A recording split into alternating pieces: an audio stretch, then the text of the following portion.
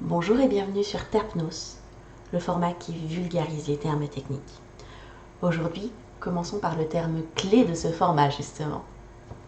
Terpnos Logos.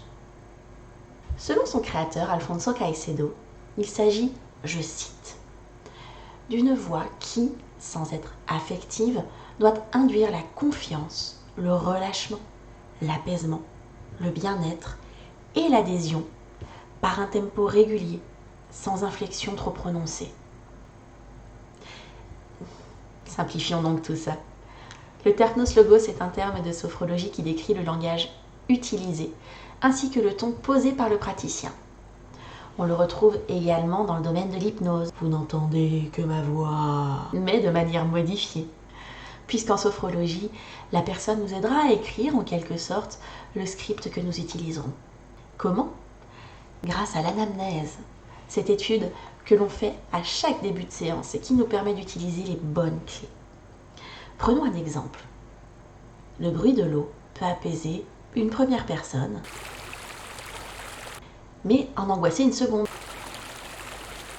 Le Terpnos Logos correspond au choix des mots, ainsi qu'au ton monocorde, monotone, mais harmonieux, qui permet d'atteindre et de rester à l'état sophroliminal. Vous savez, c'est cet instant que vous vivez tous les soirs en arrivant juste aux portes du sommeil. Une bonne partie du travail du sophrologue repose justement sur ce fameux Terpnos Logos. Et c'est à travers lui que l'on peut, au mieux, s'adresser à la personne selon les mots utilisés. Ils seront plutôt orientés sur l'accompagnement. Je vous invite à, je vous propose de, sur les possibilités, peut-être, comme si, et toujours orienté par le vous, mais jamais par le on, qui casse la communication puisqu'il ne nous intègre pas dans le discours tenu.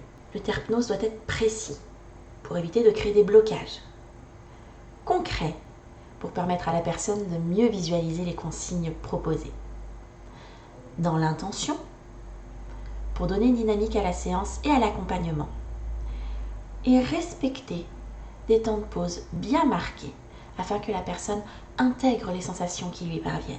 En somme, le Terpnos Logos, c'est ce qui nous permet, à nous, sophrologues, de vous faire passer des messages en état modifié de conscience.